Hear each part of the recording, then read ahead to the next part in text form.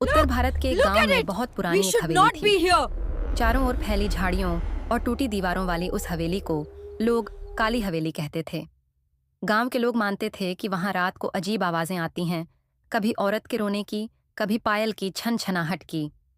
कोई भी सूरज ढलने के बाद उस ओर नहीं जाता था। गांव का एक नौजवान था, अरुण। वह पढ़ाई में बहुत तेज था, लेकिन भूत प्रेत जैसी बातों पर विश्वास नहीं करता था। उसने ठान लिया कि वह इस हवेली का राज खुद देखेगा। एक रात लालटेन लेकर वह हवेली की ओर बढ़ा। जैसे ही वह अंदर पहुंचा, दरवाजा अपने आप पीछे से बंद हो गया। अरुण का दिल जोर से धड़कने लगा, लेकिन उसने हिम्मत नहीं हारी।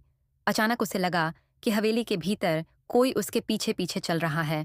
पायल की छन छन छन की आवाज साफ सुनाई दी। वह मुड़ा तो पीछे कोई नहीं था, बस ठंडी हवा का झोंका। ऊपर के कमरे से धीमी धीमी रोने की आवाज आने लगी। अरुण साहस जुटाकर सीढ़ियां चढ़ गया। कमरा अंधेरे में डूबा हुआ था।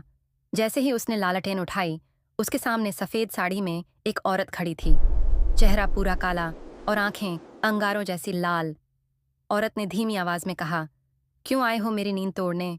यहां से कभी कोई जिंदा नहीं लौटा। अरुण ने देखा कि औरत के पैरों की जगह खून से सनी जमीन पर धुएं के धब्बे थे। वह डर के मारे भागने लगा, लेकिन हवेली के दरवाजे अपने आप बंद हो चुके थे। चीखते चीखते उसने दरवाजा पीटना शुरू किया। अचानक सब कुछ शांत हो गया। अगली सुबह गांव वाले हवेली पहुंचे तो दरवाजा खुला था, लेकिन अंदर सिर्फ अरुण की लालटेन पड़ी थी। अरुण का कहीं कोई निशान नहीं था। लोग कहते हैं कि उस रात से हवेली में एक और परछाई बढ़ गई। अब पायल की आवाज के साथ साथ एक युवक की चीखें भी सुनाई देती हैं,